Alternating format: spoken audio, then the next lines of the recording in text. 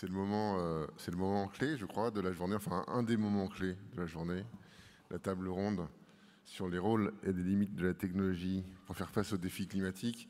Et j'appelle nos invités. J'appelle Anne-Sophie Novelle. J'appelle Damien Adam, je suis député, bienvenue. J'appelle Arthur Aubeuf.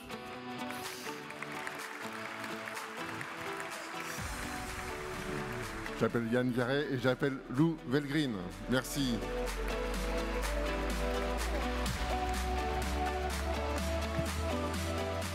Alors Anne-Sophie, journaliste, essayiste, avec la vocation d'éduquer les médias, hein, aussi de sensibiliser la presse et de leur apprendre à traiter ce sujet. Et vous savez que c'est un enjeu majeur. Anne-Sophie nous fait l'honneur d'être là pour animer cette très belle table ronde. Anne-Sophie, la parole est à toi. Merci à vous d'avoir pris du temps pour être avec nous. Merci. Bonjour à toutes et à tous. Je suis vraiment ravie d'être là avec vous ce matin. Je ne connaissais pas l'événement avant que Kako, Maxime et Olivier du coup me sollicitent. Et j'ai trouvé que cette matinée était très inspirante. En écoutant Emma Aziza, on se suit depuis très longtemps, on n'avait jamais eu l'occasion de se voir. Moi, j'habite dans l'entre-deux-mers, à l'est de Bordeaux. Je pensais au castor. Alors, je pensais au castor parce qu'il y a un mois, j'étais avec le philosophe Baptiste Morisot, qui, dans son dernier bouquin, parle d'une technologie très éprouvée par les castors pour réhydrater la terre, en fait. Vous allez en entendre parler dans les mois qui viennent parce qu'il est en train de préparer un ouvrage là-dessus, mais gardez-le en tête parce que c'est inspirant. En écoutant Com, pareil, que je suis depuis très longtemps, que je n'ai pas eu l'occasion de rencontrer, je repensais à un travail que j'ai mené il y a une dizaine d'années avec Thierry Libar, qui est un expert en communication, pour le CESE à Bruxelles, hein, sur les questions d'obsolescence programmée. Et quand on travaille là-dessus, on mesure à quel point on est enfermé aussi dans une forme de technologie et impuissant parce qu'on ne peut pas réparer et qu'il est très compliqué en effet de mettre des critères qui permettent, que ce soit pour nos téléphones ou nos objets du quotidien, de les réparer par nous-mêmes ou de trouver des pièces de rechange. Mais ce qui nous enferme aussi, et ça a été dit, c'est des représentations culturelles, des idées reçues, des discours. Et il y a aussi une bataille de l'information, il faut la mener. C'est pas toujours facile quand on porte les questions d'écologie et qu'on essaye de faire progresser certaines choses. Et mal a dit, les lobbies sont très puissants. Il y a des rapports de force qui sont en train aujourd'hui de s'aiguiser. Je pense que dans les mois qui viennent, ça ne va pas forcément s'arrêter. Alors, j'ai pas fait l'expérience du grille-pain, j'ai trouvé ça très drôle, mais pour ma dernière enquête, l'enquête sauvage, j'ai fait une expérience d'arriver à faire du feu à partir de rien. Ça a pris une journée, on était plusieurs. Je vous invite à essayer un jour, si vous en avez l'occasion. Il y a des stages pour ça, c'était pas un stage de survie, mais c'est une expérience qui nous ramène à une forme d'humilité qui me paraît absolument nécessaire aujourd'hui. Voilà, je vous confirme aussi que Hartmut Rosa, il faut absolument le lire. J'ai eu la chance de l'interviewer pour une série qui a duré pendant 2 ans pour Le Monde qui s'appelle Tant de temps. C'est une série qui est intemporelle. Donc là aussi, prenons-en de la graine parce que le temps file.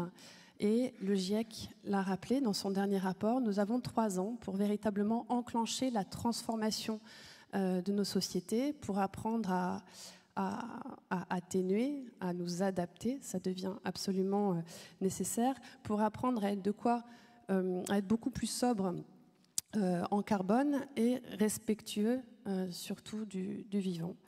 Alors la technologie dans tout ça, c'est un levier parmi d'autres, mais un levier d'accélération pour réduire les gaz à effet de serre, pour optimiser aussi les usages de l'eau, la gestion des déchets, et pour améliorer la gestion des flux, comme la gestion des flux de transport dont on parlera sans doute là tout à l'heure, maintenant.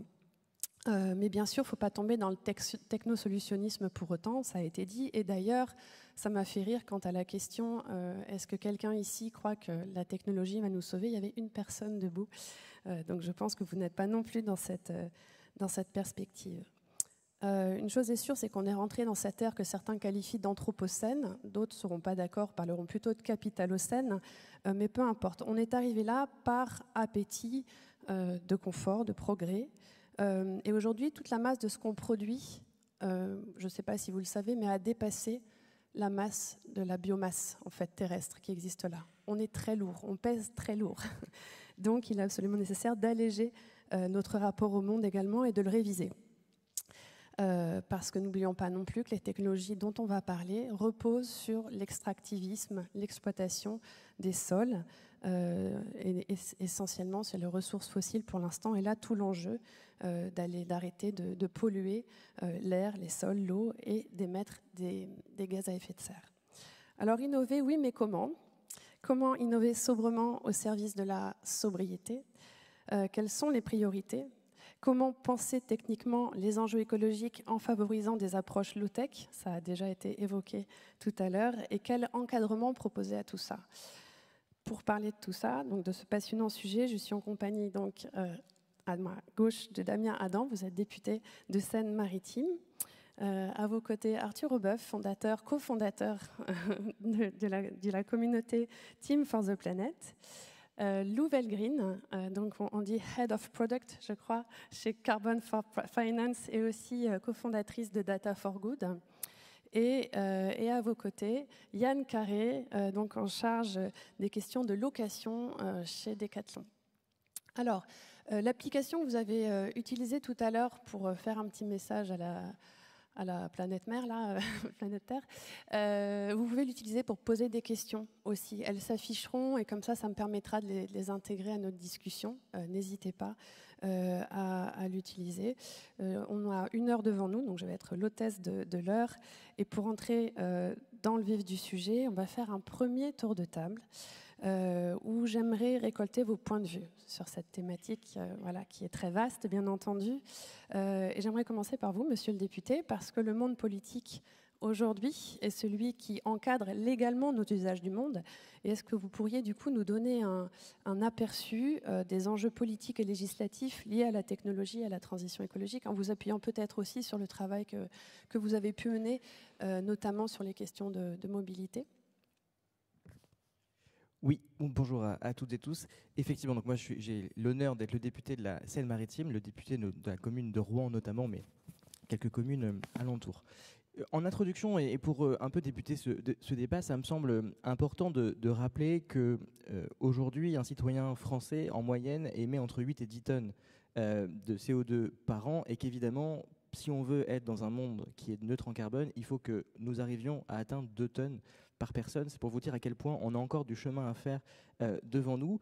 Et ça peut paraître effectivement toujours un peu impossible. On se dit mais comment on va arriver ? Parce que effectivement cette transition écologique et avec elle ce qu'il y a tout autour avec la biodiversité et notamment, ça vient questionner l'ensemble de notre mode de vie, l'ensemble de toutes les actions qu'on fait chaque jour, c'est-à-dire se déplacer, manger, où on habite, où on travaille, et tous ces questionnements qu'on n'avait pas forcément sur ce prisme environnemental et développement durable, aujourd'hui, il doit être questionné pour qu'on puisse demain continuer de simplement vivre dans un monde correct sans qu'il soit trop dégradé.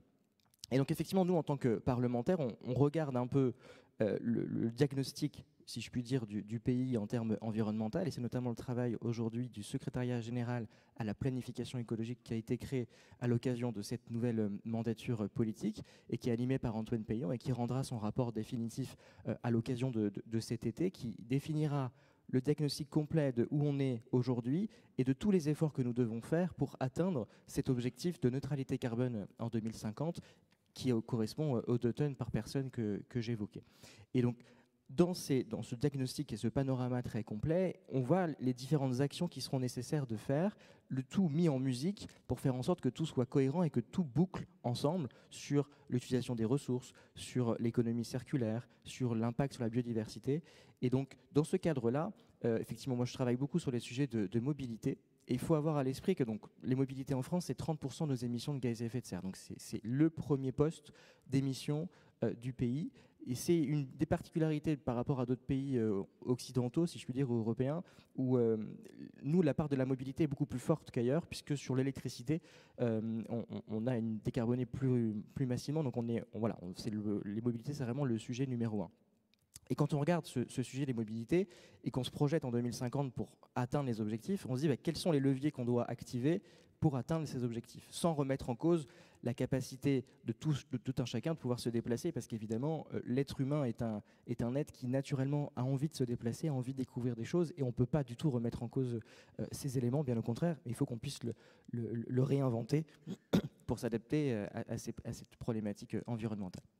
Et donc, évidemment, la technologie peut être une réponse. Donc là, on pense instinctivement à la voiture qui devient électrique. Et donc, la France a été le premier pays au monde à mettre en place une interdiction de la vente des véhicules thermiques à horizon 2040 en France, qui a ensuite été préemptée par le niveau européen et la date a été avancée à 2035. Et on a bien vu qu'en mettant cette réglementation en œuvre, et en ayant au préalable évidemment intégré toutes les problématiques sur est-ce que le véhicule électrique est vraiment une réponse, est-ce que c'est vraiment écologiquement stable, vertueux, est-ce qu'en termes d'extraction de ressources, notamment il y a tous les questionnements sur le lithium et sur les ressources pour les batteries, tout ça a été évidemment pris en compte parce qu'il ne faut pas faire des choix qui à la fin rendent la solution pire que si on n'avait rien fait évidemment. Et donc ce véhicule électrique, c'est une réponse qui est évidemment importante et qui va permettre de faire pour la France un tiers de l'effort de décarbonation du secteur des transports. Vous voyez bien que c'est colossal, c'est important, mais c'est absolument insuffisant pour pouvoir atteindre les objectifs. Et donc, il faut évidemment activer d'autres leviers. Et donc, le premier levier qui est facilement activable, même si très difficile à porter, c'est évidemment la sobriété. C'est de se dire, peut-être que pour certains déplacements que je faisais auparavant en voiture ou avec des moyens carbonés, peut-être que je peux renoncer à ces déplacements. C'est par exemple le développement des visios, c'est le fait de ne pas forcément aller faire les courses aussi souvent qu'on le faisait auparavant ou prendre évidemment plus d'autres moyens de transport. Et donc ça, c'est le troisième levier, en plus de la voiture électrique, donc de l'électrification et de la sobriété, c'est évidemment trouver d'autres moyens de locomotion qui soient plus adaptés au monde de demain. Donc c'est évidemment et il ne faut jamais l'oublier, c'est la marche. Parce qu'il faut toujours avoir à l'esprit qu'une grande part de nos déplacements qui font moins de 2 km aujourd'hui se font en voiture, alors qu'ils pourraient tout à fait s'adapter à la marche à pied. Et évidemment, ensuite, c'est le vélo et tous les transports, on va dire, de mobilité durable, motorisés ou non, qui nous permettent aussi de se déplacer à proximité dans les déplacements qui font quelques kilomètres. Voilà. Donc ça, c'est toutes les dimensions que nous, on prend en compte, sachant qu'il y a une problématique quand on parle de la technologie, c'est qu'évidemment, on réfléchit toujours avec le prisme de la technologie d'aujourd'hui, mais et là, le temps politique a toujours un peu de retard par rapport à l'innovation, c'est qu'évidemment, les innovations sont quotidiennes et interviennent énormément, et donc il faut arriver à s'adapter et ne pas prendre des solutions qui demain ne pourraient pas être pérennes ou qui pourraient être complètement disruptées par une nouvelle technologie qui interviendrait et qui viendrait tout remettre en cause. Et donc ça, c'est aussi des problématiques qu'on doit prendre en compte. C'est pour ça que nous, quand on a interdit les véhicules thermiques en 2040, avancé en 2035 au niveau européen, on a décidé d'être dans une neutralité technologique, c'est-à-dire de ne pas choisir uniquement le véhicule électrique à batterie. C'est évidemment la solution qui aujourd'hui nous paraît être la plus pertinente, la plus efficace, la plus opérationnelle, mais peut-être que demain nous aurons quelque chose qui va être inventé et qui permettra d'être une solution pérenne. Donc ce sera accessible puisque le périmètre législatif permet cette flexibilité pour permettre demain de pouvoir s'adapter aux technologies qui pourraient être annoncées. D'accord, merci. On y reviendra tout à l'heure. Je vais me tourner maintenant vers Yann Carré. Votre rôle aujourd'hui, vous me l'expliquez, c'est de favoriser d'autres usages au sein des habitudes de consommation, notamment sur votre secteur d'activité. Et donc, je voulais savoir quel type d'innovation vous étiez en train de mettre en place et en quoi ça consiste et comment on fait pour innover chez Decathlon. Merci, bonjour à tous. Moi, j'étais très impressionné par ce que j'ai entendu ce matin et quand tu m'as proposé de parler de mon rapport à la technologie, je me suis dit je vais rien dire parce qu'après les personnes qui sont passées, ça va être ridicule ce que je vais dire. Et en fait, juste avant de répondre à ta question sur la technologie, à titre personnel, et je pense qu'on le fait aussi pas mal chez Decathlon, pour nous la technologie c'est pas une fin en soi, c'est le sens qu'il y a derrière la technologie qui nous intéresse. Et quand la technologie nous permet d'innover dans ce qu'on fait nous, c'est-à-dire permettre aux gens de faire du sport, alors on prend la technologie. Et ça, on l'a toujours fait. Et maintenant, ce qu'on fait en plus, c'est qu'on essaie de mesurer ce qu'on disait tout à l'heure, c'est-à-dire ce qu'il y a derrière cette technologie et ce qui amène cette technologie à exister. Et si on considère que ce qui amène cette technologie à exister a un impact négatif, alors on essaye de ne pas la choisir. Et je vais venir sur les innovations qu'on est en train d'opérer, mais si on peut se passer de la technologie, si on peut être le plus low-tech possible, on le fera en fait. parce que c'est vrai qu'elles s'accompagnent souvent d'externalités, quand on les regarde de façon holistique, qui sont assez délétères en fait, du point de vue des ressources, du point de vue des transports, du point de vue social, etc., des conséquences. Bon, j'aime bien la technologie et je l'utilise, mais avec un peu de recul. Nous, les innovations, bah, en fait, Decathlon, c'était rendre le sport accessible, ça l'est toujours, rendre le sport accessible au plus grand nombre, pour que les gens puissent pratiquer cette merveilleuse activité physique qui procure du bien-être, de la santé, du lien social, du plaisir, de la dopamine, pas que des blessures, donc c'est cool. Et en 2016, on a transformé le sens de l'entreprise en disant que l'entreprise souhaitait rendre le sport accessible durablement au plus grand nombre. C'est une entreprise qui, dès 2007, s'est dotée d'une personne, parce que c'est parti d'une personne, qui a commencé à réfléchir et dire qu'est-ce qu'on va faire du point de vue de notre impact sur l'environnement et sur la planète. On avait une dimension sociale assez prononcée dans l'entreprise, de par son capital, de par son histoire, on va dire, mais en tout cas sur la planète, on ne se posait pas trop la question. Et en 2016, on a intégré dans notre sens le fait de rendre le sport accessible, mais plus durablement. Et moi, ça m'a pas mal interpellé parce que c'était un moment donné où l'entreprise se transformait et j'avais une histoire où je changeais de boulot et je réinventais mon boulot dans l'entreprise. Avant d'être chez Decathlon, j'étais entrepreneur, donc je suis rentré dans cette boîte parce que je suis sportif et parce que j'aime entreprendre. Mais je l'ai fait à l'intérieur, donc j'ai été un intrapreneur et j'ai pas mal cherché. Et par hasard, je suis tombé sur, mais vraiment par hasard en fait, je suis tombé sur la notion de l'usage. Et puis au début, ça m'a interpellé. Je me suis dit, tiens, il y a une opportunité commerciale, parce que je voyais bien ce qui se passait dans la voiture. Plutôt que de vendre des produits, on va les louer, en fait. On va faire du leasing. Et au démarrage, ce qui m'a animé, c'était vraiment cette opportunité commerciale. Et puis, ça rendait un peu accessible le produit, puisque ça permettait d'éviter le premier frein, qui est de payer un produit qui est cher quand on achète un vélo, un tapis de course, un ensemble pour jouer au golf ou quoi que ce soit, ça coûte cher.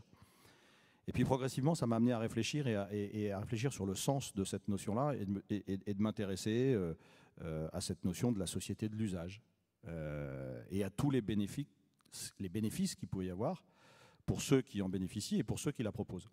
Et c'est là-dessus que j'ai voulu, moi, emmener Decathlon à mon petit niveau, hein, sur la partie location, et de se dire en fait que peut-être que une des clés à la réduction de notre impact sur la planète, sachant qu'environ chez Decathlon, c'est 70% de notre impact planétaire, c'est de créer des produits à travers l'extraction des ressources et à travers la fabrication des produits et toutes les externalités qui tournent autour. Mais contrairement à ce qu'on croit, le transport n'en est qu'une petite. Je me suis dit, mais en fait, peut-être que l'usage, c'est un bon moyen de trouver la bonne équation. La quadrature, je m'appelle Carré en plus de ça, donc ça m'a fait un peu rigoler cette histoire, parce que Carré qui s'occupe de l'économie circulaire, c'est rigolo. Et je me suis dit qu'effectivement, si en fait la durée de vie des produits était prolongée et qu'un produit, on pouvait le partager auprès de plusieurs utilisateurs, enfin par plusieurs utilisateurs, plutôt que d'avoir son produit à soi, sa propriété, de le stocker, de le garder dans son garage, de se dire c'est mon produit, c'est à moi, donc enfin voilà, quelque part c'est pas aux autres. En fait, ça faisait énormément de sens. Et après, en creusant, on s'est rendu compte que ça faisait du sens pour nos clients, pour les sportifs, ça faisait du sens pour nos collaborateurs, pour nous, parce que ça nous projetait dans une démarche beaucoup plus vertueuse. Ça faisait du sens aussi pour nos actionnaires, parce que nous sommes, l'entreprise elle est détenue à 15% par ses salariés, parce que on peut trouver un modèle économique, et c'est là-dessus qu'on a commencé à travailler sur ces sujets-là. Et donc aujourd'hui, plutôt que de dire j'achète un produit, c'est j'utilise un produit. Il m'appartient, il vous appartient pas, il reste la propriété de Decathlon, mais nous, on s'engage à faire en sorte qu'il soit en parfait état d'usage, qu'il réponde à votre besoin, et que derrière, tous les services associés à la pratique du sport concerné, alors quand c'est le vélo, c'est différent de la musculation ou du golf, on puisse vous les proposer pour soit un loyer mensuel, soit quelques jours. Et c'est comme ça qu'on a lancé la location chez Decathlon. Merci Yann. Derrière ce que tu racontes, ça relève toujours, en effet, la... Merci, vous êtes gentil. Je vous aime. Le rôle du design. On avait le designer avec son grille-pain, mais en fait, le design de service, quand tu dis la technologie n'est pas une fin, c'est la fonctionnalité qu'on doit re-questionner. Donc derrière, c'est Pour tout ce qu'on fait aujourd'hui, c'est re-questionner justement la fonctionnalité, les usages, la circularité à partir de tout ça. Et c'est un vaste champ passionnant de réinvention. Arthur, justement, voilà, j'aimerais que, avec Team for the Planet, vous êtes parti d'un constat très simple. Faire pipi sous la douche ne suffira pas, comme ça que tu me l'as résumé. Vous êtes 6 cofondateurs de ce mouvement de 100 000 membres aujourd'hui, actionnaires d'un fonds, si j'ai bien compris, qui était avant en fait une association. Et donc du coup, j'aimerais que tu reviennes un petit peu sur ce qu'est Team for the Planet. Qui connaît Team for the Planet? Parce que moi, j'ai l'impression qu'ils sont très connus. Ok, très bien. Donc il y a déjà beaucoup de monde qui connaît bien, il y en a peut-être qui ne connaissent pas trop. Sinon, vous en parlez à votre voisin. Et voilà, réexpliquer ce que c'est, pourquoi, l'ambition, qu'est-ce qui vous motive, voilà, en 5 minutes. Ok, avec plaisir. Bien le bonjour à vous toutes et tous. Team for the Planet, c'est un grand mouvement citoyen, en effet, qui permet à chacun d'élargir son rayon d'action pour le climat. Donc, en effet, nous, notre constat de base, et c'est important de le préciser, à l'origine, on est entrepreneur, on a monté des boîtes dans différents secteurs, mais on n'est pas des experts du climat. On n'est pas même écolo il y a encore quelques années de ça. Et donc, nous, on a pris conscience assez tardivement, comme plein de gens finalement, de l'ampleur de l'urgence climatique. Et quand on réalise ça, ça met un peu une gifle quand même. Et on se dit, on a envie d'agir. Et quand on a envie d'agir en tant que simple citoyen, c'est vrai que très vite, on se sent quand même assez limité. Et on voit que ça va être difficile d'avoir un très très gros impact ou de vraiment changer les choses si on n'est pas milliardaire ou président de la République. Il y a plein de choses qu'on peut faire et qu'on doit faire, c'est nécessaire, mais il y a aussi toute une partie des émissions qui est liée à la systémique. Et donc ça, c'est quelque chose de profond, c'est lié à notre modèle économique, c'est lié à la façon dont fonctionne notre industrie. Et ça, tout seul avec nos petits bras, on ne peut rien y faire en fait. Donc nous, on a eu la chance d'être reçus dès le départ avec notre postulat qui était que l'entreprise avait peut-être un petit rôle à jouer et qu'il fallait qu'on creuse de ce côté-là. On a été reçus par des gens comme Jean Jouzel, qui est l'ex-vice-président du GIEC, qui nous a présenté ses potes. Et en fait, à chaque fois, on leur a posé les mêmes questions. Qu'est-ce que nous, on peut faire en tant qu'entrepreneur? Sur quel levier on peut vraiment avoir une carte à jouer? Et à chaque fois, on nous a dit la même chose, et on nous a parlé d'innovation plus que de technologie, parce que je trouve que les mots sont extrêmement galvaudés dans le débat, et c'est un enfer. Innover, ça veut dire faire autrement. Donc ça ne veut pas dire mettre des boutons partout et partir sur Mars, quoi. En gros, c'est essayer de faire un truc qui nous permette de consommer moins, d'émettre moins, voilà. Et à chaque fois, on nous a fait le même constat. Aujourd'hui, il y a des innovations qui peuvent nous aider à décarboner de manière structurelle et en profondeur notre économie, mais elles ont un problème. C'est pas qu'elles n'existent pas, c'est qu'elles ne se déploient pas. Et la raison pour laquelle elles ne se déploient pas, c'est qu'elles sont portées par des gens qui sont des scientifiques, des ingénieurs, des chercheurs. Et eux, c'est pas du tout leur métier, c'est pas du tout ce qu'ils aiment faire, de trouver un modèle économique, de transformer l'innovation en entreprise, de faire en sorte qu'elle se déploie partout dans le monde. Et c'est là que ça a commencé pour nous, parce qu'on s'est dit, c'est dingue, nous on connaît plein de super bons entrepreneurs qui sont absolument les bonnes personnes pour aider ces innovations à se déployer à grande échelle et qui justement veulent donner du sens à leurs compétences entrepreneuriales parce qu'ils en ont marre de faire des chiens de compagnie NFT dans le métavers. Et ils ont raison. Et du coup, on s'est dit, on va faire le Tinder du climat. On va aller matcher d'un côté ces innovations qui peuvent changer la donne avec des entrepreneurs qui sont capables de les déployer à grande échelle. Sauf qu'encore une fois, on ne pouvait pas faire ça tout seul avec nos petits bras. Et c'est pour ça qu'on s'est dit, on va miser sur le collectif parce qu'on sait que c'est super puissant. Donc on va se structurer comme un mouvement auquel n'importe qui pourra participer en mettant 1 euro s'il le souhaite, ou 1 milliard si quelqu'un est milliardaire dans la salle, avec grand plaisir. Venez me voir à la fin. Et l'idée, c'était de se dire, si on est tous ensemble, en fait, ça va être bien au-delà de ce qu'on pourra faire avec l'argent qu'on sera capable d'investir. On pourra trouver des innovations partout dans le monde, on pourra sélectionner ces innovations. Aujourd'hui, on a 7000 évaluateurs bénévoles qui nous aident à faire des sélections pour s'assurer qu'il n'y a pas d'externalités négatives, que c'est compatible avec l'open source, etc., parce qu'on a quelques spécificités. Et ça nous aide évidemment aussi ensuite à trouver des clients pour ces innovations, à leur trouver des talents, à les faire grandir. Et en fait, on voit que la force du collectif, c'est absolument 1000 fois supérieur à l'argent qu'on peut investir et aux entrepreneurs qu'on peut recruter.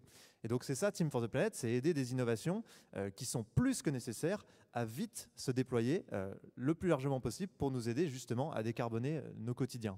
Et je trouve que le terme de design, il est parfaitement choisi. Et j'avais écouté un truc, je me demande si c'est pas toi du coup, qui avait dit ça, un podcast sur le design justement, pour un peu mieux comprendre la notion de design dans un sens plus large que ce qu'on en connaît aujourd'hui. Et en fait, je trouve que c'est exactement ça. Il va nous falloir des raccourcis aujourd'hui, parce qu'en effet, il faut qu'on se bouge un peu le cul. Et on n'a pas 1 million de raccourcis. Donc il y a les lois, mon camarade de droite pourra y travailler, ça nous permet d'aller plus vite. Et je trouve que le design, c'est aussi un truc qui nous permet d'aller plus vite, dans le sens où aujourd'hui, cette transition, elle est avant tout culturelle, elle est avant tout éducationnelle. Et ça prend un temps, bordel, c'est long. Ça va mettre trop de temps, en fait.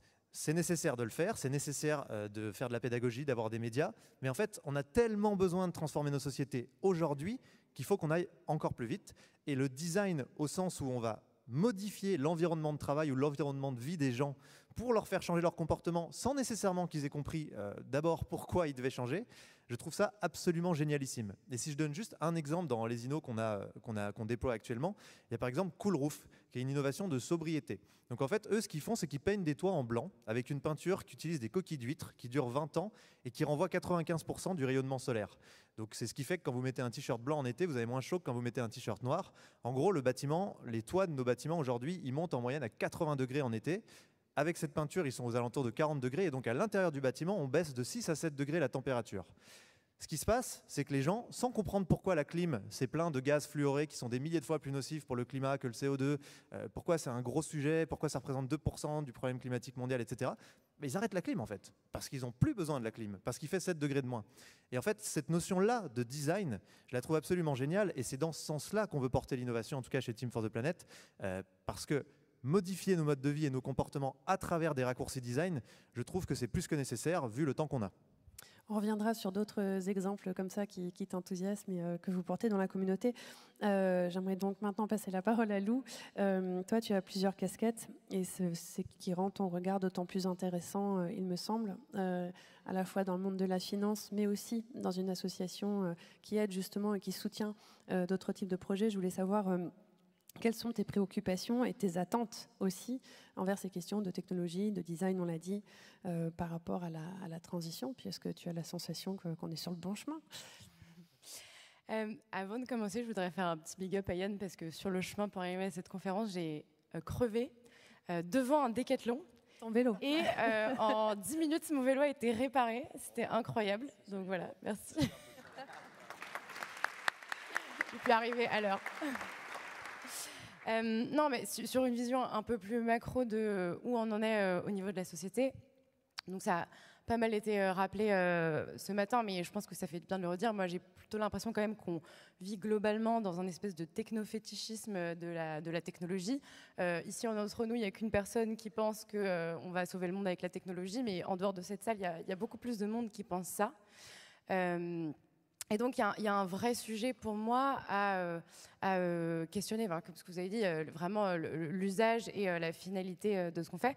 De rappeler qu'aujourd'hui, toutes les technologies qu'on invente, même celles qui sont censées réduire des émissions aujourd'hui, elles ont un impact, et c'est ce qui a beaucoup été dit ce matin, en termes de consommation d'eau, en termes de métal, d'énergie. Donc, par exemple, un ordinateur de 2 kg, en fait, il faut 20 kg de produits chimiques, 240 kg de combustible et 1,5 tonnes d'eau pour le produire. Donc, chaque usage a son impact. Et je trouve que, particulièrement dans le domaine du numérique, c'est très intéressant de constater à quel point la sémantique essaye de nous faire croire à l'immatérialité de ce secteur. Par exemple, on va parler de cloud en imaginant que c'est dans les nuages, alors qu'en fait, 99% des données numériques, elles transitent par des énormes câbles sous-marins. Donc, se souvenir en permanence que la technologie a toujours un impact. L'autre chose, je pense, quand on pose l'innovation au niveau de la société et qui manque aussi beaucoup aujourd'hui, je trouve, c'est la question de l'effet rebond. C'est-à-dire qu'à chaque fois qu'on a inventé une nouvelle technologie qui était censée nous faire économiser des ressources, en fait, en parallèle, on a systématiquement intensifié son usage et donc réduit le gain énergétique associé. Et pour ça, je trouve que l'aviation, c'est un excellent exemple et j'ai quand même envie de rappeler les chiffres. Dans les années 90, depuis les années 90, on a divisé par 2 l'intensité par passager kilomètre d'un avion. Et dans le même temps, on a augmenté par 4,6 le trafic aérien. Donc on a multiplié par 2 les émissions, plus de 2 les émissions absolues.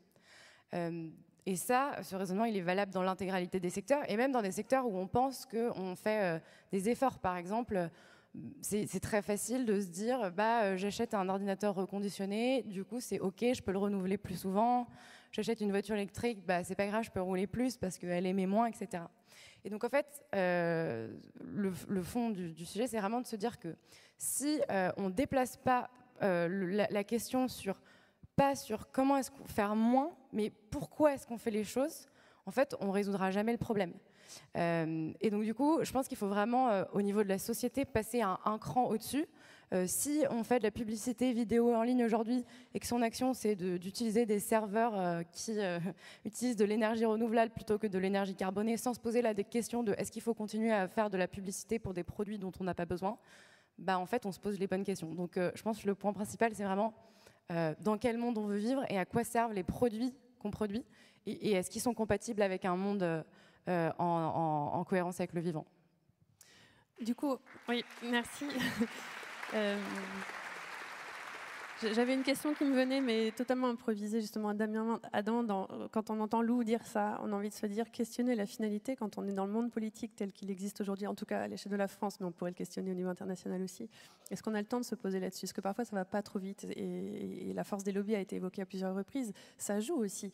Là où vous êtes, on sait qu'ils sont là. Il y a des enquêtes aussi qui le disent sur certains sujets.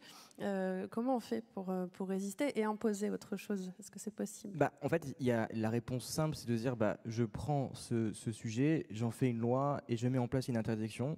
Et sauf qu'on l'a bien vu, notamment avec le mouvement des Gilets jaunes, c'est que quand on prend des mesures qui sont peut-être à un moment donné trop radicales, en tout cas mal expliquées aux citoyens, derrière, l'effet il est contre-productif parce qu'on n'arrive pas à aller au bout.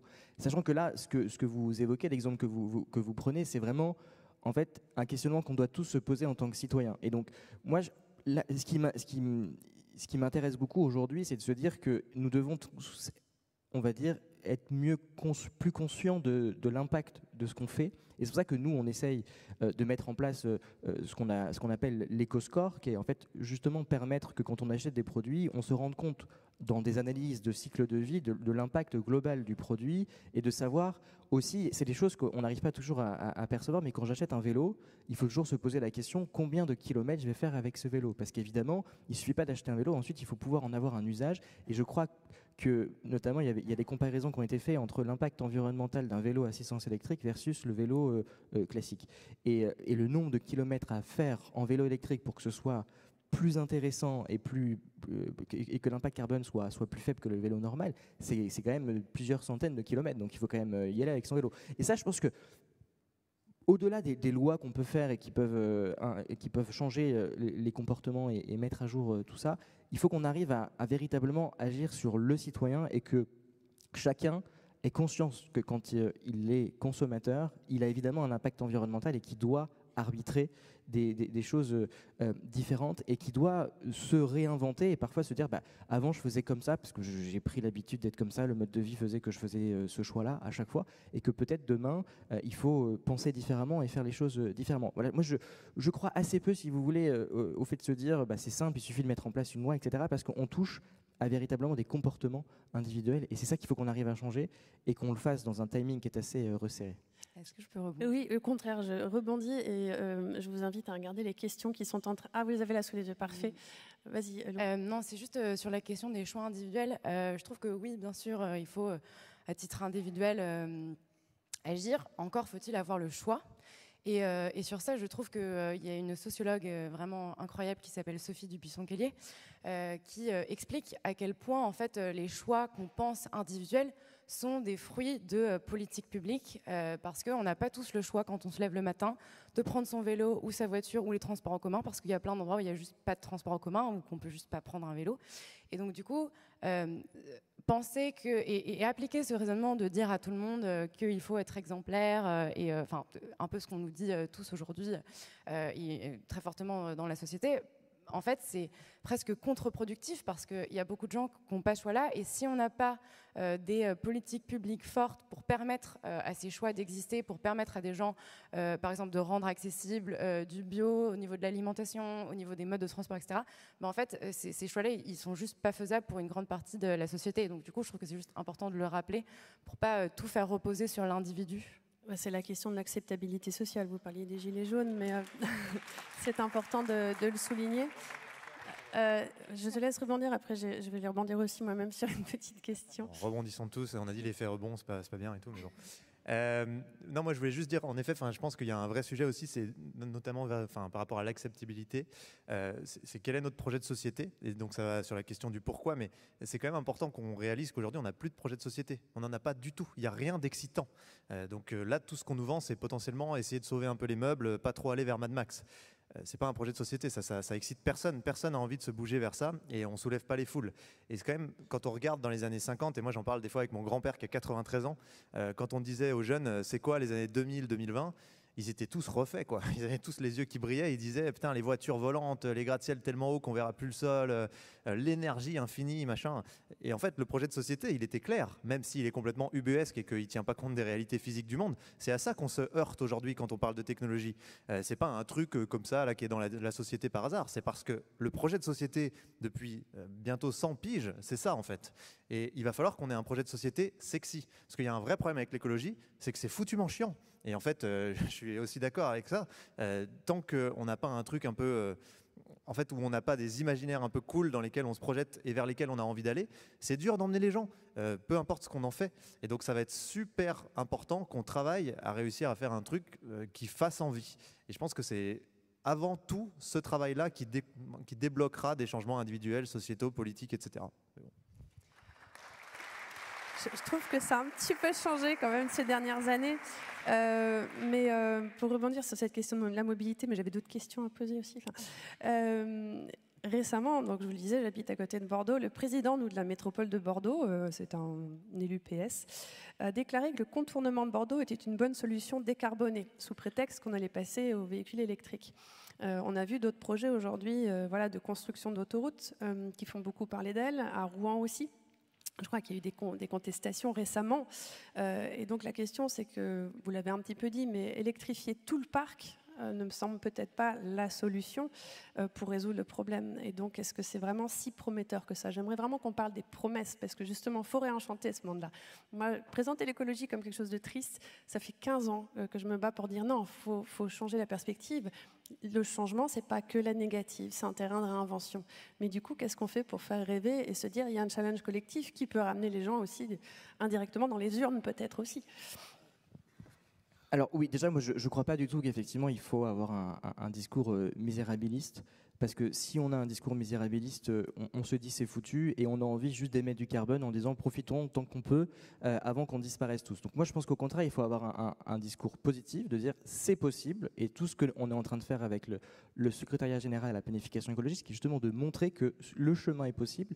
On peut arriver à atteindre cette neutralité carbone en 2050, même si évidemment, il ne faut jamais oublier que la France, c'est 2% des émissions de gaz à effet de serre et que nous, on peut agir à l'échelle nationale, mais il ne faut jamais oublier que si on est tout seul à faire les choses, eh bien, à la fin, le climat ne s'améliore pas et qu'il faut faire en sorte que les 98 autres pourcents, ils soient aussi activés. C'est aussi pour ça que la France, d'un point de vue diplomatique, agit aussi énormément pour faire en sorte qu'on ait des accords qui soient décidés, puis appliqués, et qu'on puisse limiter la hausse des températures à 2 degrés et si possible à 1,5 degré, parce que vous savez que malheureusement le 1,5 degré qui était l'accord de Paris de 2015, il est aujourd'hui un peu remis en cause et certains commencent un peu à l'abandonner. Et donc si j'arrive sur les sujets de route, il faut toujours avoir à l'esprit qu'aujourd'hui, j'ai le chiffre en tête, on parcourt avec nos véhicules particuliers en France 797 millions de kilomètres par an.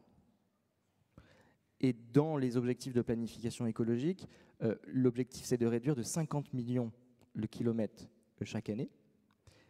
Donc ça reste encore très important. Évidemment, la route va jouer un rôle encore majeur demain. Et donc, on ne peut pas se passer complètement de la route. Alors, il y avait des interpellations sur le chat où, effectivement, je n'ai pas cité tout à l'heure le transport collectif, mais évidemment, il fait partie des différents éléments. Et effectivement, pour en revenir au projet, notamment de contournement, qu'il soit à Bordeaux, qu'il soit à Rouen ou qu'il soit ailleurs, moi, j'ai beaucoup regardé ce sujet, évidemment, en tant que député concerné par un projet d'aménagement de ce type qui suscite forcément de la contestation. Et j'ai regardé les différentes études qui ont été menées. Il y en a encore eu, parce que les opposants avaient demandé à ce qu'il soit étudié d'autres scénarios, qu'il soit étudié l'impact global. Donc, j'ai lu toutes les études qui étaient faites sur le sujet.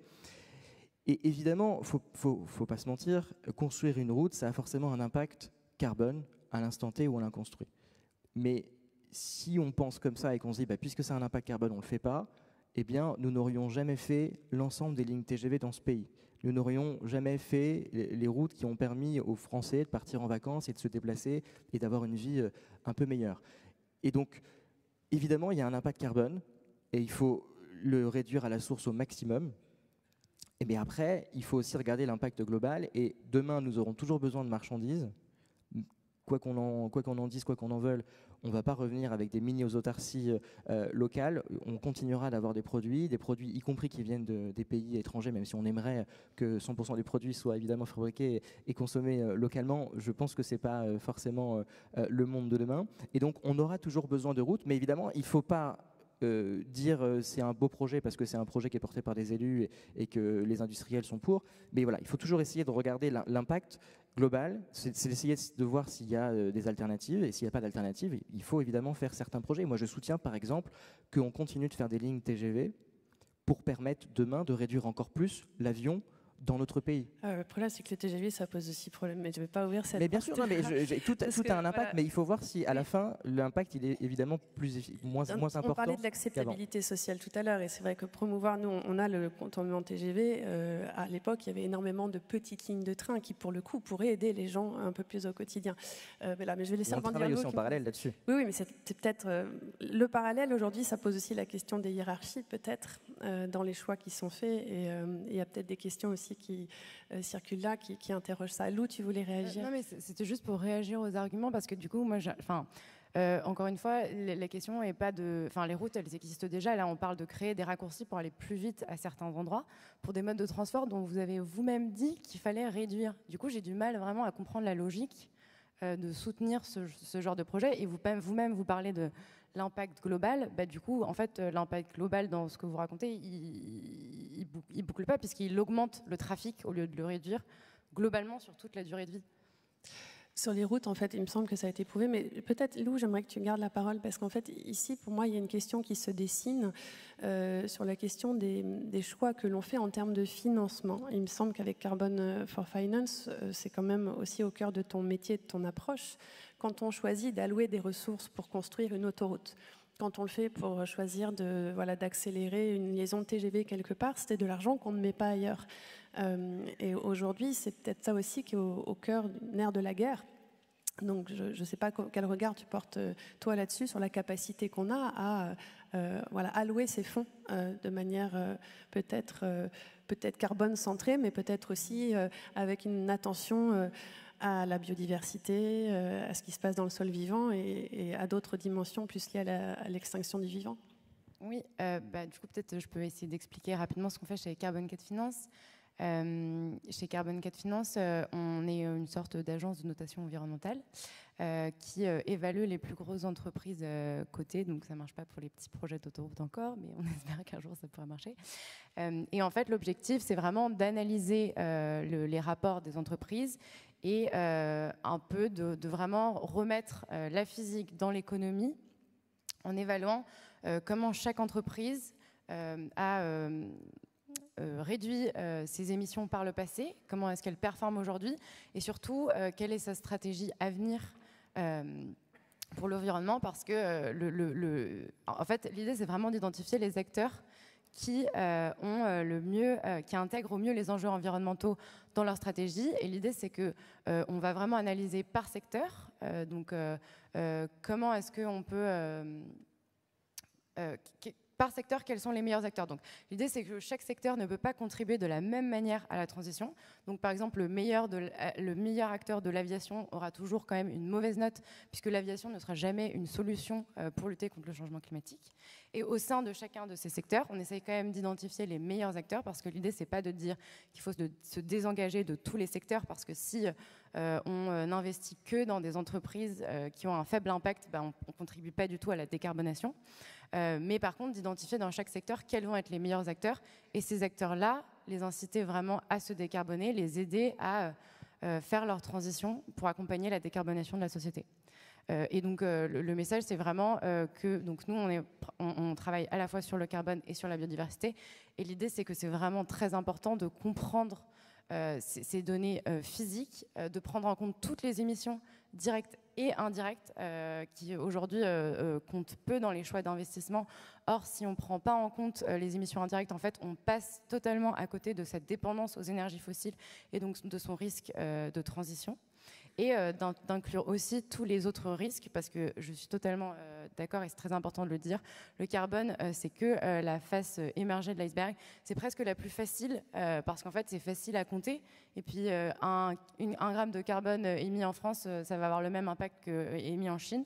Et donc, la biodiversité, c'est beaucoup, beaucoup plus complexe, c'est très local, il y a plein d'enjeux très spécifiques, et donc c'est aussi beaucoup plus compliqué à prendre en compte, et pourtant, c'est essentiel, c'est ça le cœur du sujet, c'est comment est-ce qu'on préserve la vie, en fait.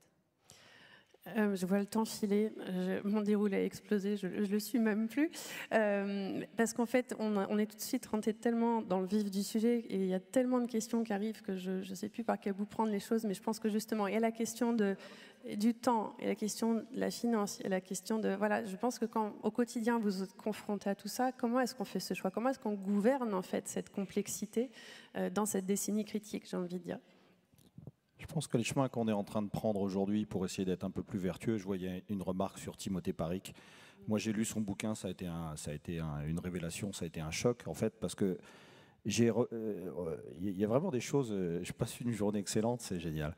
Il y a vraiment des choses qui m'interpellent, et ça m'interpelle beaucoup. Quand j'ai lu ce bouquin, je me suis dit, en fait, bah oui, on est tombé dans des évidences qui sont devenues des dogmes, mais en fait, quand on prend un pas de côté par rapport à la vitesse, par rapport au PIB, par rapport à la monnaie, par rapport à la création de richesses, par rapport à la croissance, ben en fait, avec ce pas de côté, on se rend compte que c'est faisable, quoi. C'est juste une question de volonté. Et effectivement, cette volonté, elle est très compliquée à mettre en œuvre aujourd'hui parce que le pouvoir économique, les lobbies, les intérêts financiers, les politiques, l'ensemble des écosystèmes acteurs des décisions qu'on doit prendre vont pas tous dans le même sens sur ce sujet-là. Et les intérêts sont un peu contradictoires. Et dans l'entreprise, c'est pareil. On gère en permanence des injonctions contradictoires, des injonctions compétitives. On veut continuer à faire de la croissance parce qu'en fait, une entreprise capitalistique, ça fait de la croissance, quoi. On ne se pose pas la question de dire on va monter une boîte pour faire de la décroissance. Nos actionnaires, dont nous faisons partie, on a cette même réaction, de se dire on aimerait bien que l'année prochaine, l'entreprise, elle fasse de la croissance. Mais quand on commence à se dire aussi, si elle fait de la croissance, voilà ce qu'elle a comme impact. Cet impact, ce n'est pas que simplement quelque chose qu'on va publier dans une déclaration de performance extra-financière ou un rapport sur notre impact environnemental.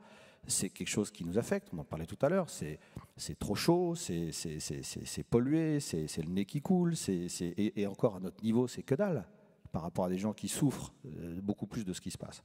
Donc, quand on commence à prendre conscience de ça, en fait, on se dit, il faut se mettre en chemin. Et dans l'entreprise, moi, ce que je trouve intéressant et ce que je vis, moi, aujourd'hui, dans l'entreprise, aujourd'hui chez Decat, et je pense que vous pouvez le vivre dans d'autres boîtes et vous êtes acteur de ça, et vous avez qu'à le décider, en fait, c'est de se mettre en chemin. On a une vision claire de ce qu'on veut faire, effectivement, d'être à la neutralité carbone, qui est un des indicateurs dont on parlait, mais il y en a beaucoup d'autres, sur la polycrise dont on parlait tout à l'heure avec Com. On a choisi cet indicateur-là parce que c'est le plus facile à mesurer pour le moment et c'est un des impacts. Donc on est en train de se mettre en chemin. On a envie d'être en neutralité carbone en 2050. Aujourd'hui, Decathlon émet à peu près 2% à l'échelle mondiale des émissions de gaz à effet de serre de la France. C'est rien et c'est déjà beaucoup. Si on veut être à zéro en neutralité carbone en 2050, il faut qu'on se mette en chemin. Est-ce qu'on va y arriver? Sincèrement. Les gens qui font des prévisions à 2050, est-ce qu'ils sont capables de dire s'ils vont y arriver ou pas? C'est pas ça qui est important. C'est comme une vision. C'est de se mettre en chemin. Et c'est d'essayer de découpler la croissance économique de nos entreprises, le modèle capitalistique est fondé là-dessus, avec l'impact environnemental. Et Timothée Paric en parle bien, il est sceptique sur le sujet. Jean Covici, il en parle bien aussi, il est très sceptique sur le sujet. Bah ouais, ok, on peut être sceptique, mais quand on est sceptique, on fait quoi? On s'arrête, on se couche? Non, on essaye, on avance. Et nous, c'est ce qu'on essaye de faire aujourd'hui. On ne sait pas si on va y arriver. Ce qui est important, c'est de se mettre en chemin. Et je pense qu'on peut le faire dans toutes les entreprises, dans tous les projets. Un pas de côté par rapport à ce qu'on a comme le cadre, comme étant le dogme, une prise de recul, un prisme différent, et en fait, ça permet de se mettre en chemin. Et l'intérêt, je trouve, moi, de se mettre en chemin, c'est qu'en plus de ça, ça permet de lutter contre l'anxiété. Parce que l'anxiété, c'est quand on est comme un lapin devant les phares de la bagnole et qu'on se dit ça va m'arriver dessus. Et donc, je trouve qu'il faut le faire. Voilà. Merci Yann. Dans ce que tu expliques, il y a cette notion de co-bénéfice. Quand on fait des choix aujourd'hui, quand on pilote, préserver l'environnement, faire plus attention, c'est aussi améliorer la qualité de l'air. Enfin voilà, c'est ça les co-bénéfices. Arthur, avec Team for the Planet, il y a quand même 100 000 personnes dans le réseau, donc ça veut dire quand même que ce que vous faites, c'est un peu enthousiasmant aujourd'hui. Je voulais que tu reviennes un peu sur justement les initiatives que vous voyez et comment vous faites un choix. Quels sont les critères qui aujourd'hui guident les investissements, mais aussi se dire ah tiens, on peut miser là-dessus, on n'est pas sûr que ça marche, ou au contraire, enfin voilà, et l'acceptabilité sociale en fait aussi qui est très importante dans tout ça. Ouais, je suis chaud de rentrer dans les trucs un peu techniques, mais en fait j'ai envie de rester en mode prise de recul parce qu'on n'a pas beaucoup de temps et je pense que c'est ça le sujet. Et en fait il faut qu'on traite les causes et pas les conséquences. Et donc je suis plus chaud de rester sur les causes, juste quelques minutes. Mais en fait je pense que ce qui a été dit est très important dans le sens où la première chose qu'on doit faire toutes et tous, c'est vrai, on s'en fout que ça soit la ligne carbone, la ligne machin, en fait c'est se déconstruire. C'est le premier truc. Et en fait, à quelle vision de la modernité est-ce qu'on veut souscrire? C'est ça notre énorme sujet de civilisation. Parce qu'aujourd'hui, la vision de la modernité dans laquelle on est, c'est une vision d'esclave. Le mot est un peu fort, mais franchement, on est tous esclaves, on est tous des agents économiques et on est au service de produire et consommer pour en effet générer du PIB. C'est de la merde. En fait, on ne peut pas du tout avoir cette vision de la modernité. Et comme c'est quelque chose qui génère beaucoup d'argent, parce qu'on travaille à créer le monde dans lequel on vit tous ensemble, là, on met notre force de travail au quotidien au service de ce monde. C'est 100 000 heures par vie à peu près qu'on met au service d'une vision de la modernité avec laquelle on n'est plus d'accord en fait. La plupart des gens ne sont pas d'accord. Et on est arrivé à des extrêmes dans cette logique de humain, agent économique optimisé pour produire et consommer toujours plus, qui sont juste plus tolérables. Genre le Japon, les mecs, ils ont un tel excédent de production parce qu'ils font que de travailler, parce que c'est la culture du travail et de la production, que même à l'export, ils n'arrivent pas à consommer leur excédent de production. Donc, le gouvernement fait des promotions pour les envoyer en vacances, mais pas pour qu'ils se reposent, pour qu'ils consomment l'excédent de production. C'est quoi ce monde de merde? Et c'est ça qu'il faut questionner. Et quand on a une boîte aujourd'hui, quand on est entrepreneur, c'est la première chose qu'on doit se demander. Mais à quoi je vais servir? Parce qu'une boîte, c'est réunir des gens qui ont envie de participer à un projet ensemble, qui ont envie de répondre à un besoin, qui ont envie d'apporter un truc au bien commun. Ça devrait être ça, une boîte. Ça devrait être pour ça qu'on se lève le matin. Les gens qui mettent du temps, ils le font parce qu'ils ont envie de faire un truc utile. On ne met pas des réveils tous les matins pour un truc dont on n'a rien à foutre. Les gens qui mettent de l'argent, ça ne devrait pas être pour gagner plus d'argent. Ça devrait être parce que ça leur permet d'acheter du temps qu'ils ne peuvent pas mettre dans un projet qu'ils trouvent cool. Et en fait, c'est ça notre énorme sujet de base. C'est quelle est notre vision de la modernité, à quoi on veut servir. Et aujourd'hui, il faut qu'on change de paradigme parce qu'aujourd'hui, on est des vulgaires exploitants de la planète. Donc, on s'exploite entre nous et qu'on devienne des gardiens de la planète. Et c'est ça notre énorme sujet. Donc oui, si tu veux, on rentre dans les détails. Mais en vrai, je pense que notre seul raisonnement, ça doit être de prendre du recul et de se dire à quoi va servir ma vie parce qu'elle va passer vite. Je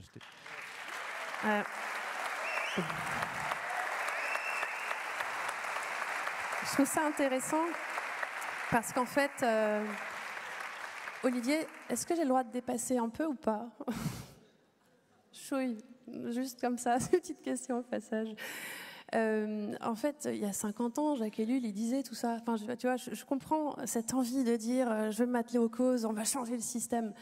Quand tu écoutes Bruno Latour, il dit il faut atterrir, on peut être anticapitaliste, c'est génial, mais ton caillou, tu le travailles où? Tu es obligé de travailler aussi sur la conséquence. C'est pour ça que voilà, on est entièrement d'accord.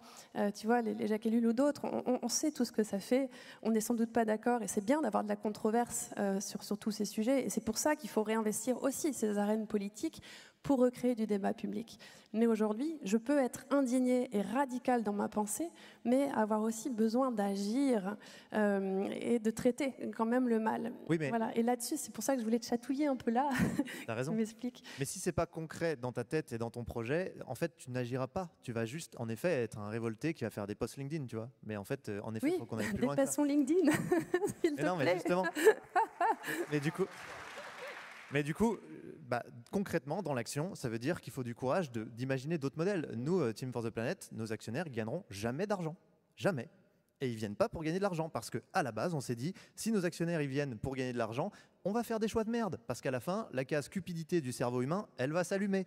On est un peu des écureuils en train de faire une montagne de glands encerclés par les flammes aujourd'hui. Et c'est à cause de la case cupidité. Bon, vous êtes plein de Team for the Planet ici, du coup c'est...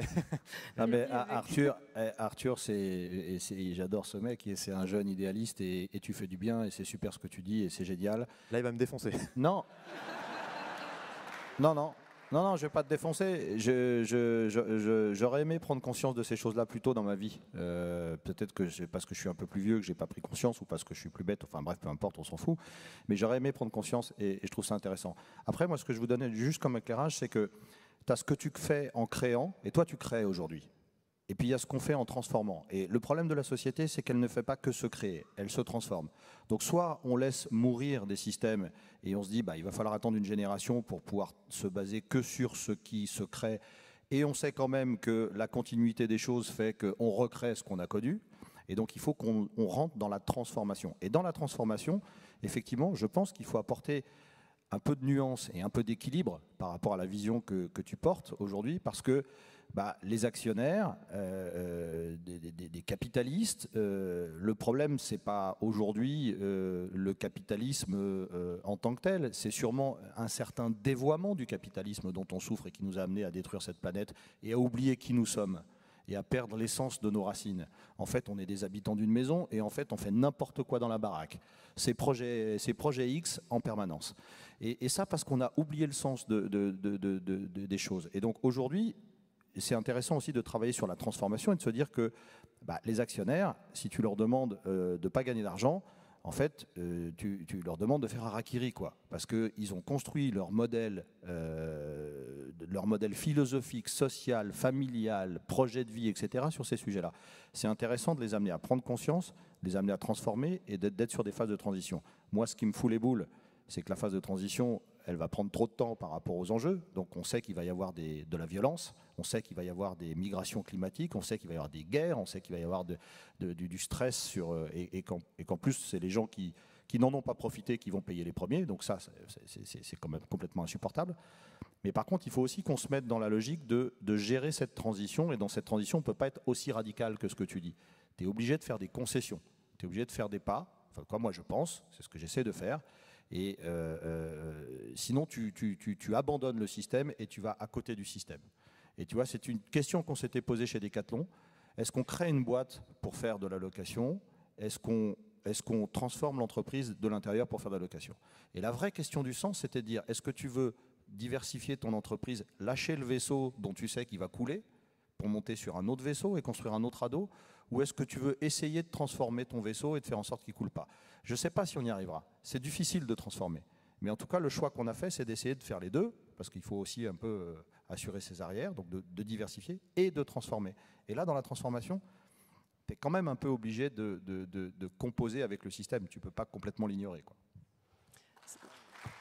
Lou, est-ce que tu voulais réagir ? J'ai eu l'impression que tu voulais dire quelque chose. Oui, non, il y a beaucoup de choses à dire. C'est dur déjà, je pense qu'il faut être radical, parce que le terme de radical, ça veut dire vraiment prendre le problème à la racine.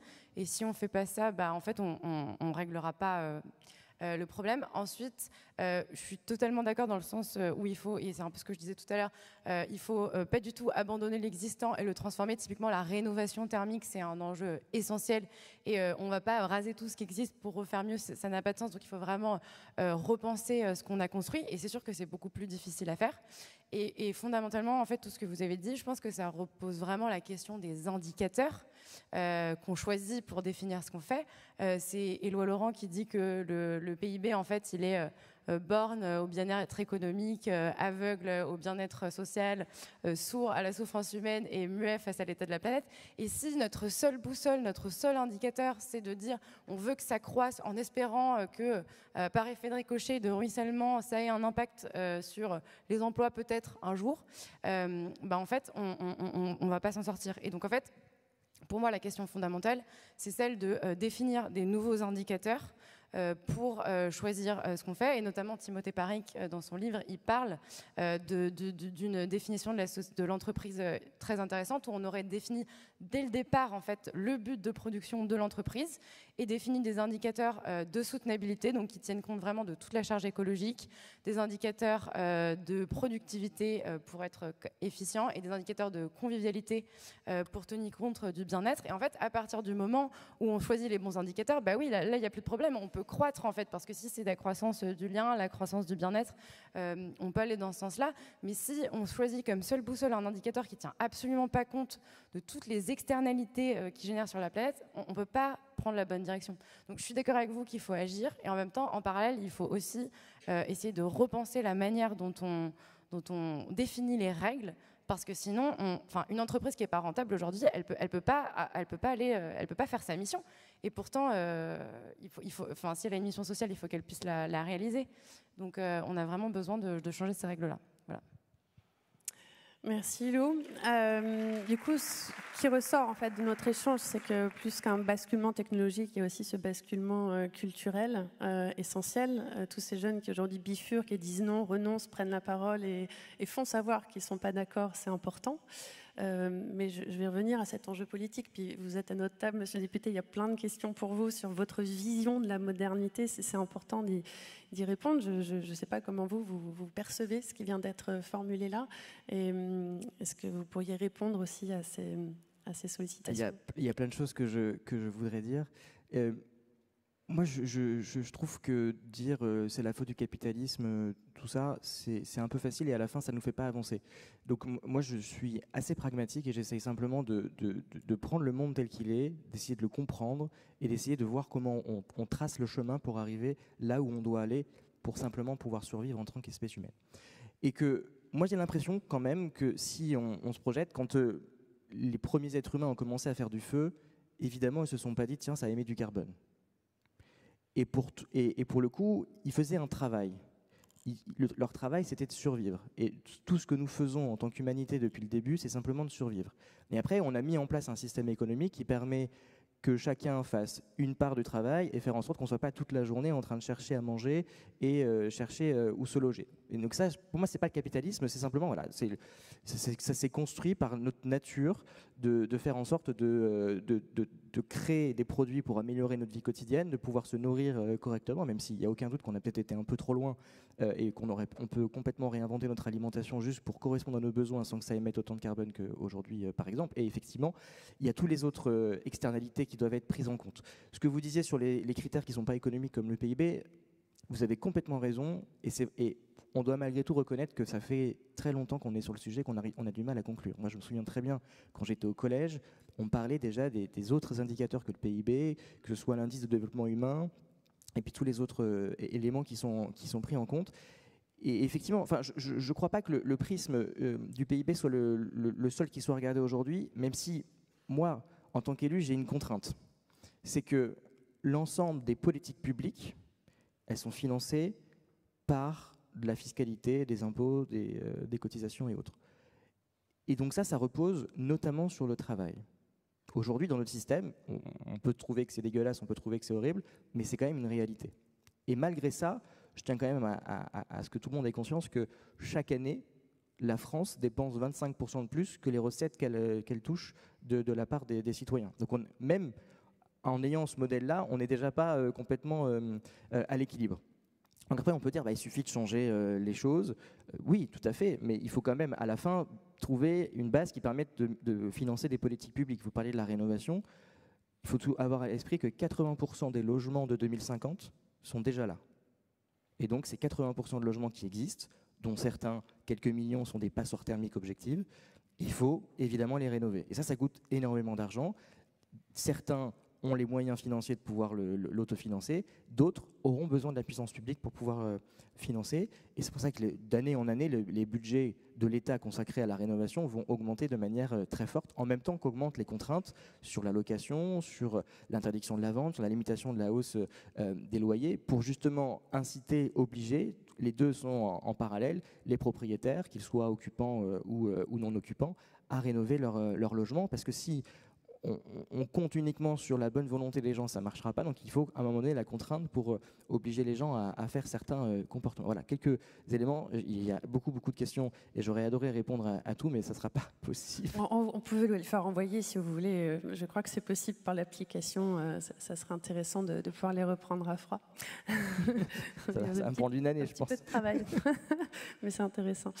J'avais trouvé une citation de Pierre Joliot-Curie, éminemment scientifique, qui affirmait qu'une société qui survit en créant des besoins artificiels pour produire efficacement des biens de consommation inutiles ne paraît pas susceptible de répondre à long terme aux défis posés par la dégradation de notre environnement.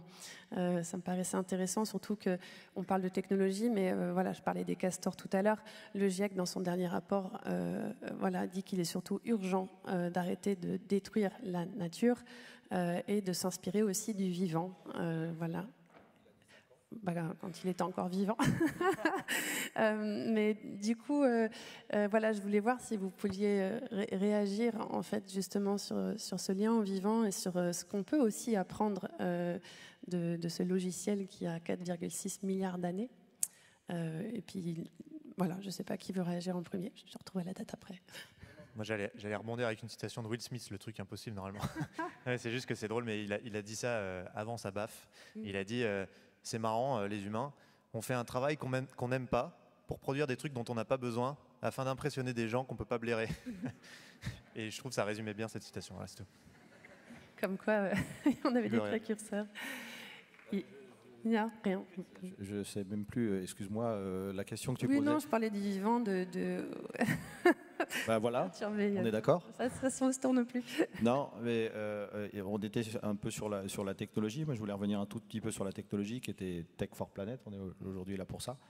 Et je trouve intéressant, encore une fois, par rapport à la technologie, de se reposer la question du sens et de ce que la technologie va nous apporter et de ne pas en faire un gourou, quoi. Enfin, de ne pas en faire un totem. Et effectivement, il y a une autre chose qui m'interpelle dans tout ce qu'on vient de se dire, là, des échanges qu'on vient d'avoir, c'est qu'est-ce qui fait qu'est-ce qui honnêtement fait s'interroger déjà, c'est commencer à faire le chemin pour moi. Qu'est-ce qui honnêtement fait que des gens aussi intelligents que Joe Le Curie qui disait ça il y a sûrement quelques dizaines d'années, et voire même bien avant, qu'est-ce qui fait qu'on en est là en fait? Et pourquoi on en est là? Et s'interroger sur le pourquoi on en est là, c'est déjà commencer à comprendre les mécanismes qui sont un peu pervers, qu'il faut qu'on arrive effectivement, alors dans la radicalité à changer, mais il faudra des radicaux, il faudra des modérés et il y aura des résistants. Ça, on est sûr. Donc, il faudra tout le monde. Mais qu'est-ce qui fait? Voilà. Et je trouve que cette réflexion-là, notamment autour d'un tropisme sur des indicateurs purement économiques, dans lequel on oublie le lien social, le lien culturel, le lien humain, la raison d'être d'une société, d'une entreprise, qui est de créer de la valeur pour mieux vivre ensemble, et pas simplement pour l'accumuler pour quelques personnes et pour la confisquer aux autres, au détriment d'ailleurs de tout ce que ça donne aux autres. C'est intéressant de s'interroger là-dessus et de se dire, à moi, à mon niveau, comment je réagis. Voilà, comment je réagis? Est-ce que je pisse sous la douche? Est-ce que je prends moins de douche? Est-ce que je change ma voiture? Est-ce que je prends mon vélo? Et encore une fois, j'en reviens à ce que... si je devais dire une seule chose, hein, Morgan? Si je devais dire une seule chose? Ah, quand même. Si je devais dire une seule chose, moi ce que j'aurais envie de vous dire, c'est s'interroger et se mettre en chemin. Voilà, moi c'est l'enseignement que j'aurais envie de, ou en tout cas le témoignage que j'ai envie de vous dire, c'est s'interroger et se mettre en chemin. J'imagine que dans la salle vous êtes là, donc vous êtes déjà en chemin. Mais autour de nous, comment on fait en sorte que les gens soient en chemin? Okay, merci. Je vois qu'Olivier est monté sur scène, donc je crois qu'il faut que je clôture cet échange. Merci à tous les quatre. Et en guise de conclusion, n'oubliez jamais que l'âge de pierre ne s'est pas terminé par manque de pierre. Voilà, merci à tous et bon appétit.